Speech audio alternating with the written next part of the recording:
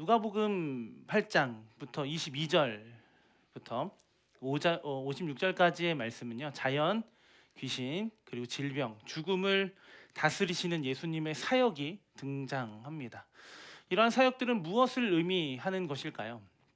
바로 예수님께서 하나님 되심을 의미하는 사역들이라는 것이죠. 예수님은 제자들에게 하나님 나라의 비밀을 가르쳐 주십니다. 그리고 이제 그들은 하나님 나라를 이루시는 예수님의 정체를 알아야 했습니다. 그 나라의 주인이시고 그 나라의 왕이신 그 하나님 되시는 그 예수님 되심을 그들이 온전히 바라볼 수 있어야 됐기 때문에 예수님께서는 이제 이러한 일들을 다스리심을 통하여 하나님 되심을 드러내고 계십니다. 그런데 우리가 함께 읽은 이 본문에서 나타나는 제자들은 이 예수님께서 본인이 하나님 되심을 드러내고 계심에도 불구하고 온전히 그 하나님 되신 예수님을 바라보지 못하고 있습니다. 그들의 한계는 무엇인가요? 그들이 가지고 있었던 믿음입니다. 그런데 우리가 주목해야 하는 것은 그들이 보여준 그 믿음의 한계의 모습이 우리에게도 쉽게 나타나는 모습이라는 것이죠. 그래서 예수님은 그들에게 바른 믿음을 가르치시고 심기 위하여 자신이 누구이신지를 지금 감추지 않으시고 바르게 드러내십니다. 오늘 말씀의 시작은 이러하죠. 22절, 23절 말씀 함께 읽어보겠습니다. 함께 읽겠습니다.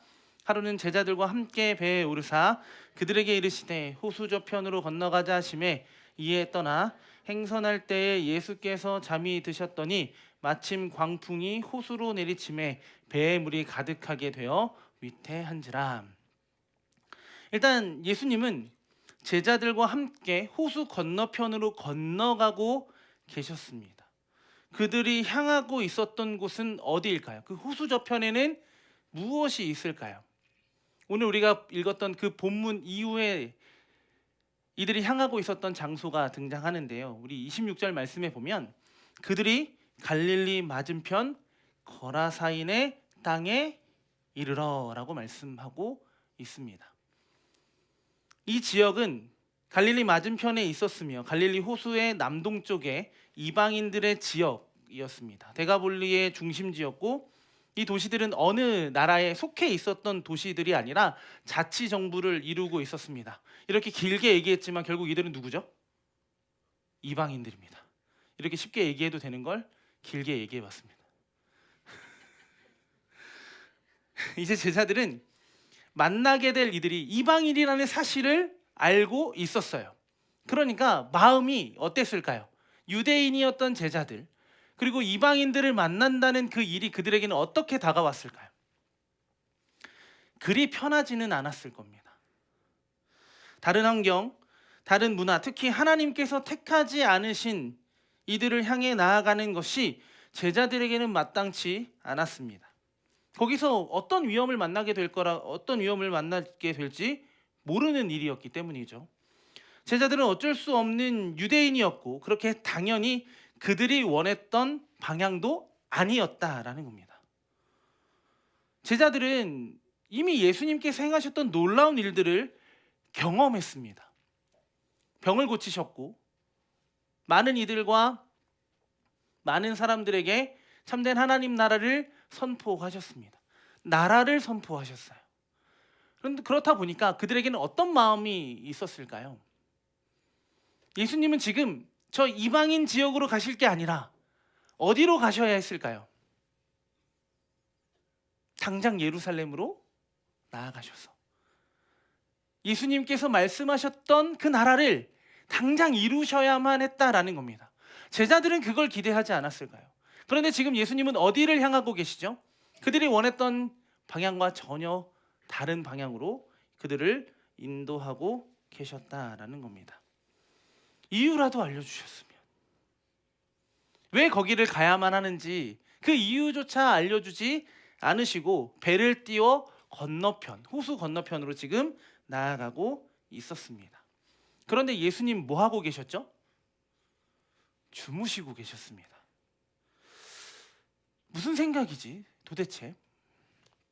수많은 생각들이 제자들에게 있었을 겁니다. 그런데 문제가 생겨요. 어떤 문제가 생기죠? 23절 말씀에 보면 큰 광풍을 만났다라고 말씀하고 있습니다. 그 광풍 때문에 배에 물이 가득 차게 되었어요. 광풍 앞에 그 두려움과 원망으로 그들은 가득해졌을 겁니다. 왜일까요? 그들은 지금 그들이 원하는 방향으로 나아가지 않고 있어요. 하나님 나라의 비밀을 보여주시고 그 나라를 이루실 능력 있는 분이 근본도 없는 이방인들을 향해 가시니 제자들은 답답할 수밖에 없습니다. 그런데 거기서 광풍을 만났어요. 그런데 이 일은요, 갈릴리 지역에서 자주 일어났던 일이라고 합니다. 갈릴리는요, 비교적 작은 호수입니다. 폭풍이 종종 주변 산 위에서 갑자기 불어오기 시작하면 그 작은 호수에 6m 정도 되는 그 난폭한 파도가 일어나기도 한다라는 거죠. 그런데 지금 그 갈릴리는 이 배에 타고 있었던 제자들이 살고 있었던 지역입니다. 어부로 물고기를 잡았던 이들이 바로 그곳에 있었던 제자들입니다. 그런데 알고 있다 할지라도 큰 광풍이 몰려왔기 때문에 그들의 경험도 그들의 지식도 불어오는 바람 앞에서 아무 일도 할 수가 없었다라는 거죠. 이렇게 이해되지 않는 방향을 나아가고 있는 그 중에 이해되지 않는 상황을 만나게 된 제자들, 그들의 마음은 무너질 수밖에 없었습니다. 그런데 우리도 때로는 이해되지 않는 방향으로 하나님께서 우리를 인도하고 계실 때가 있어요. 그리고 그런 가운데 그곳으로 나를 보내셨고 인도하고 계시는 건 알겠는데 아무 일도 하지 않으시는 그 하나님을 바라보면서 우리의 믿음이 무너지는 경험들이 있으실 것입니다. 주님의 길을 따라가는 길인데 그들이 만난 현실은 어떠한가요? 뭔가 꽃길을 걸어야 될 것만 같은데 그들이 만난 현실은 광풍이었고 배에 물이 차기 시작했다라는 겁니다.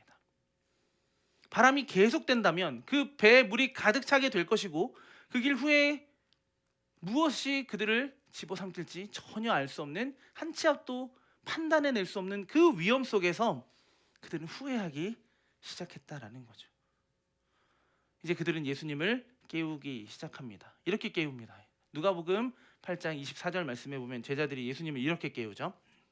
함께 읽겠습니다. 제자들이 나와 깨어 이르되 주여 주여 우리가 죽겠나이다 한데 예수께서 잠을 깨사 바람과 물결을 꾸짖으시니 이에 그쳐 잔잔하여 지더라. 지금 뭐라고 얘기하고 있나요? 주님 우리가 죽어가고 있는데 예수님 무엇하고 계십니까? 제자들은 이번 위기도 자신들의 노력으로 극복할 수 없다라는 사실을 알고 있었습니다. 그러니 그 일을 해결해 주실 분이 예수님밖에 없다라는 그들의 믿음이 예수님을 깨웠어요. 그런데 문제는 무엇인가요? 그들 안에 여전히 온전한 예수님을 바라보지 못하는 시선들이 있었다라는 겁니다. 근데 제 얘기를 잠깐 하자면 제가 대학생 때 그 바닷가로 이제 가족들이랑 여행을 갔어요. 저는 별로 바다를 좋아하진 않습니다. 바다를 좋아하는 건 이제 먹을 게 많기 때문이겠죠. 그거 말고는 없어요. 그날도 이제 배 튜브를 타고 이제 놀고 있었습니다. 그냥 파도 위를 잔잔하게 이렇게 맞고 있었어요. 그런데 갑자기 저 끝에서부터 뭔가 큰 파도가 오는 것만 같았어요. 근데 저는 지금 튜브를 타고 있잖아요. 안전하겠지라고 생각하고 그냥 가만히 앉아 있었습니다. 그런데 제가 타고 있었던 튜브가 뒤집어졌어요. 물론 지금 몸이 아닙니다. 지금 이 상태가 아니었어요. 그때는 조금 말랐습니다. 그러니까 이제 저를 이제 뒤집어 엎은 거죠. 파도를 만나서 튜브가 뒤집어졌어요. 제가 어떻게 됐을까요? 빠졌죠. 정말 와, 이렇게 예수님 만나러 가는구나. 정말입니다. 이제는 좀 웃으면서 얘기할 수 있지만 그때 저는 심각했어요. 그 짧은 순간이지만 숨이 차오르고 어떻게 이거를 해야 될지 몰랐어요. 막 수많은 기억들, 그게 그 파노라마처럼 스쳐 지나가고 있는 그때 제 발끝이 땅에 닿고 있다라는 느낌이 들었어요. 그럼 제가 어떻게 했을까요? 그걸 차고 일어나서 날 살려달라고 외쳐야겠다. 그리고 발을 차고 딱 일어났어요. 어떤 일이 일어났을까요? 어떤 일이 일어났을까요? 왜 웃으시죠? 저는 심각했다니까요. 딱 일어나니까 무릎 정도 되는 물에서 제가 이렇게 거꾸로 허우적거리고 있었던 겁니다.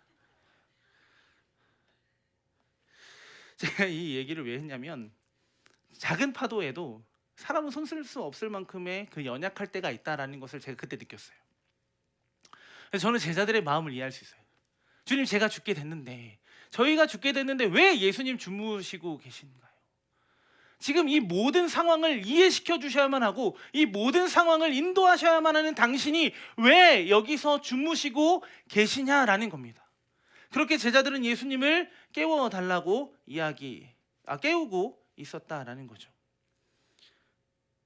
지금 이 일이 누구 때문에 일어났다라고 제자들이 생각했던 걸까요? 바로 예수님 때문이에요. 예수님이 거기로 가자고 얘기만 안 하셨으면 그 광풍을 만났을까요? 꼴도 보기 싫은 이방인들을 만나기 위한 그 배를 타고 건너는 그 길이 그들은 계속 불편했다라는 겁니다. 제자들의 소리에 예수님이 어떻게 하시죠? 잠에서 깨어나십니다. 그리고 예수님은 바다와 파도를 꾸짖기 시작하시죠. 그냥 멈춰, 이 정도의 수준이 아니라 꾸짖고 계신다라는 겁니다. 그 이유는 유대인들에게는 무질서와 악의 세력이 바다에서 출몰한다라고 생각했어요. 그러니까 제자들은 그 무질서와 악의 세력들이 출몰하는 그곳에서 두려움을 겪고 있었고, 예수님은 그 꾸짖으심으로 무질서와 악으로 가득한 세상을 바르게 하실 수 있는 분인 그 하나님 되심을 지금 보여주고 계셨다라는 겁니다. 무엇으로 알 수 있냐면 구약 성경에 의하면 바다를 다스릴 수 있는 분은 바다를 만드신 하나님밖에 없음을 말씀하고 있습니다. 시편 89편 9절에 보면 주께서 바다의 파도를 다스리시며 그 파도가 일어날 때에 잔잔하게 하시나이다. 그리고 시편 107편 29절에 보면 광풍을 고요하게 하사 물결도 잔잔하게 하시는도다. 이 파도와 이 광풍을 다스릴 수 있는 분, 이 자연현상을 다스릴 수 있는 분이 누구라는 거예요? 이 모든 것을 만드신 하나님이심을 성경은 증거하고 있어요. 그런데 그 일을 지금 누가 하고 계시죠? 그 배 위에 계신 예수님께서 행하고 계셨다라는 겁니다. 그렇게 예수님은 자신이 하나님이심을 분명하게 보여주십니다. 그런 바다를 제압하고 자기 백성을 보호하시는 분은 이 바다와 하늘을 만드시고 다스리시는 하나님만이 그 일을 행할 수 있다고 유대인들은 믿어왔는데 그 일을 지금 누가 행하고 계세요? 예수님이 행하고 계십니다. 예수님의 꾸짖음의 바다는 고요해지죠.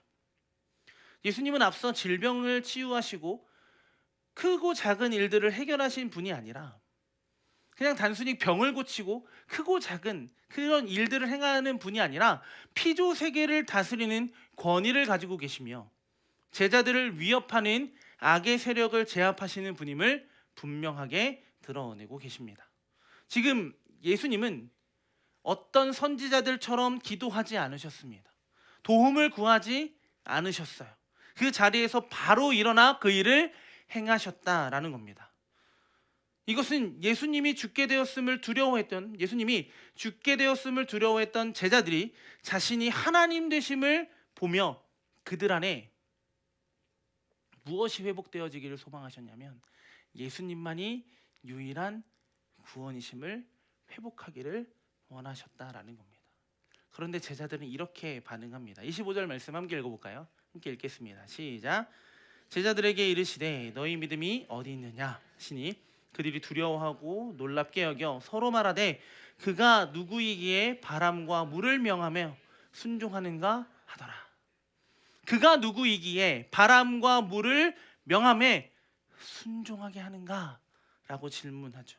놀라움과 두려움은 예수님께서 행하신 일들에 대한 지극히 인간적인 반응이에요.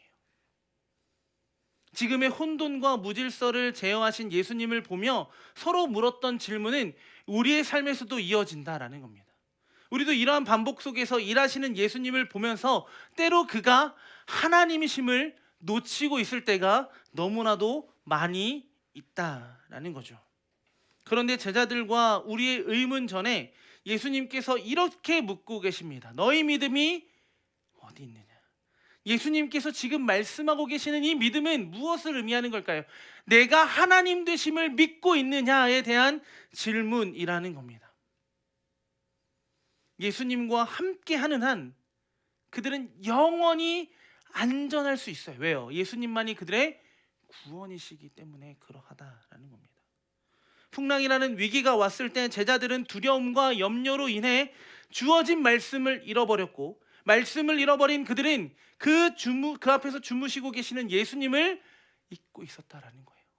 아무리 강한 바람이 몰아쳐도 예수님이 주무시고 계셨다는 것은 무엇을 의미하는 걸까요? 그곳은 안전하다라는 겁니다.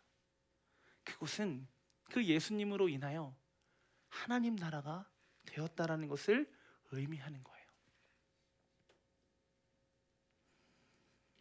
그래서 예수님은 두려워하고 있는 그들에게 믿음이 어디 있느냐라고 묻고 계시는 거죠. 제자들이 예수님을 향한 불만이 가득했던 이유가 무엇인가요? 단순히 광풍을 만났기 때문에가 아니에요. 무엇이 그들을 예수님에게 불만을 갖게 했을까요? 지금 이 모든 일을 예수님께서 조성하셨다라는 거예요. 그냥 광풍을 만날 환경을 우리에게 허락하지 않으시면 되는데 굳이 그곳에 나아가게 하심으로 인하여 광풍을 만나게 하셨다라는 겁니다.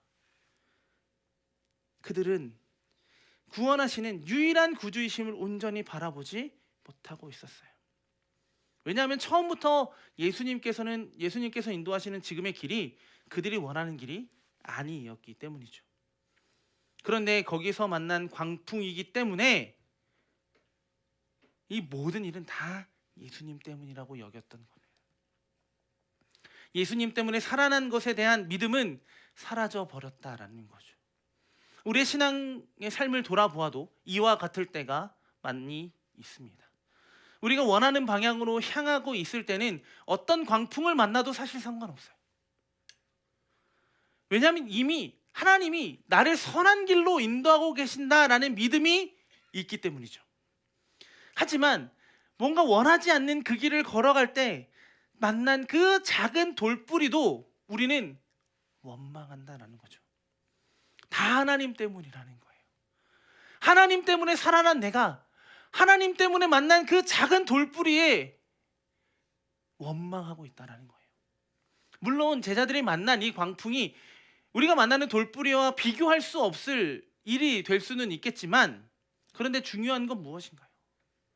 우리의 유일한 구원이신 주님은 변함없이 그들과 그리고 우리와 함께하고 계신다라는 겁니다. 그렇다면 우리의 믿음에 대하여 묻고 계시는 예수님 앞에 우리가 구함으로 다시 회복해야 하는 것은 무엇일까요? 당연하겠지만 우리가 바라보는 그 어떤 문제보다 우리가 구하는 예수님이 더 크고 위대하다라는 사실을 믿는 믿음이 우리 가운데 회복되어야 한다는 겁니다. 우리는 모르지 않아요. 예수님과 함께라면 우리는 안전하다는 것, 우리는 영원히 안식할 수 있다는 것, 우리는 모르지 않습니다. 그런데 우리가 안전하지 못하고 느끼는 그 순간에 우리가 누구를 찾아야 하는지 우리는 모르지 않아요. 근데 중요한 건 뭐예요? 지금 내 상황이, 내가 바라보고 있는 그 환경이 내가 원하는 방향이 아니었을 때 나타나는 그 연약함의 모습들이 우리 가운데 있음을 돌아보아야 한다는 겁니다. 내가 원할 때만, 내가 믿고 싶을 때만, 내가 의지하고 싶을 때만이 아니라 내가 어느 순간에서든지 나의 유일한 구원 되시는 그 주님을 의지하고 바라볼 수 있는 우리 모두가 되기를 소망합니다. 어떤 상황에 있든지 우리를 그 상황에서 건져내시고 영원한 죽음에서 건져내시는 유일한 구원자이신 예수님을 바라볼 수 있는 우리가 되기를 소망합니다. 그런 그들을 향해, 그리고 여전히 제자들과 같이 살아가고 있는 우리들에게 예수님은 자신이 누구이신지를 다시 한번 보여주십니다. 오늘부터 우리는 보고자 하는, 우리가 기대하는, 우리가 만들어 놓은 예수님이 아니라 오늘 우리에게 말씀하시는, 그리고 우리와 함께 하시는 그 말씀을 반드시 이루시는 전능하신 하나님만 바라보고 나아가는 우리가 되기를 소망합니다. 내가 만들어 놓은 건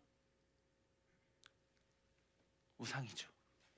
그것은 절대로 나를 구원할 수 없습니다. 여기 계신 그 어떤 분도 구원을 소망했던 적은 없어요. 그가 우리에게 찾아오시는 그 순간 우리는 영원한 구원을 소망하기 시작했다는 거예요.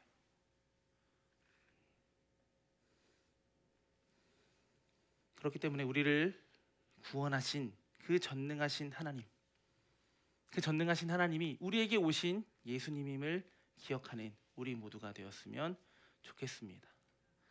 그러니 우리는 예수님과 함께라면 어디든지 어디에서든지 우리는 그 영원한 구원과 영원한 안식과 영원한 나라를 누리며 살아갈 수 있습니다.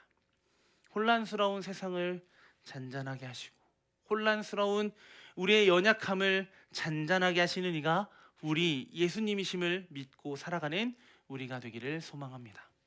그래서 우리는 예수님을 안다라고 말하지 않고 더 예수님을 깊이 알아가기를 기대하는 우리가 되기를 소망합니다. 언제나 같은 결과는 아닐지도 모릅니다. 같아 보이는 그 순간에도 우리의 마음도 그 상황도 조금씩 다 다르죠. 하지만 변하지 않고 동일한 것은 우리 주님은 그대로 우리와 함께 하실 거다라는 겁니다. 우리의 삶이 평안할 때만 우리와 함께 하시는 거 우리는 아니라는 걸 너무나도 잘 압니다. 우리 안에 위기, 그리고 외부에서 찾아오는 수많은 위기로부터 우리는 하루하루 살아갈 것입니다. 분명한 것은 우리는 그분이 만드신 세상, 그리고 그분이 회복하신 세상을 살아가고 있음을 기억하는 우리가 되었으면 좋겠습니다.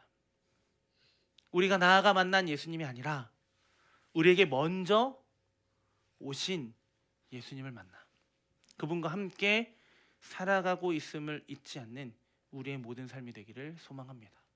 그럴 때 우리에게 불어오는 광풍이 우리를 두렵게 만들지만 지금 내가 누구와 함께 하고 있다는 게 중요할까요? 우리 주님과 함께 하고 있다는 것이 너무나도 중요합니다. 저는 우스갯소리로 이런 소리를 많이 해요. 내가 뭘 먹느냐가 중요한 게 아니라 누구랑 먹느냐가 중요하다라고 항상 이야기합니다. 내가 정말 불편한 상황에서 산의 진미를 먹으면 그게 정말 저에게 행복일까요? 행복일 거라고 생각하시는 것 같아요. 대답 안 하신 거 보니까. 그런데 정말 불편한 상황에서 저는 산의 진미가 있어도 배고프더라도 뭔가 맛있게 먹진 못할 것 같아요. 그런데 내가 정말 사랑하고 정말 기대하는 그 누군가와 함께 한다면 내가 아주 사소한 그 라면 한 젓가락을 먹더라도 너무 행복할 것 같습니다. 진짜예요. 지금 우리가 누구와 함께 살아가고 있느냐가 너무나도 중요합니다. 우리 누구와 함께 살아가야 될까요? 예수님. 그 광풍 속에서도 예수님과 함께 그가 이루시는 영원한 구원을 이루며 살아가는 우리 모두가 되기를 소망합니다. 이제 말씀을 정리할까요? 제자들이 광풍 앞에서 두려워했던 것은 죽음에 대한 두려움보다 앞선 그들과 함께 하시는 예수님을 몰랐기 때문입니다. 예수님을 안다고 생각했고 예수님을 통해서 이루어질 일들도 기대하고 있었습니다. 그런데 광풍 앞에서 좌절합니다. 그런 그들을 예수님은 다시 한번 살려주시죠. 그리고 믿음을 요구하십니다. 우리가 회복해야 하는 믿음은 예수님께서 하나님 되심을 믿는 믿음입니다. 우리가 어디를 가든지 이해되지 않는 그 일들 속에서도 가장 선한 것을 이루시는 우리의 유일한 구원이신 예수님을 신뢰하며 살아가는 우리가 되기를 소망합니다. 그럴 때 우리에게 찾아오는 그 어떤 광풍에도 흔들리지 않고 살아가는 믿음으로 주어진 삶을 살아가게 될 줄 믿습니다. 그 삶을 위해 오늘도 말씀으로 찾아오시고 그 말씀을 이루시는 그리스도를 온전히 만나고 맡기고 그분께 우리의 삶을 맡기고 살아가는 우리의 삶이 되기를 예수님의 이름으로 간절히 소망합니다. 함께 찬양하고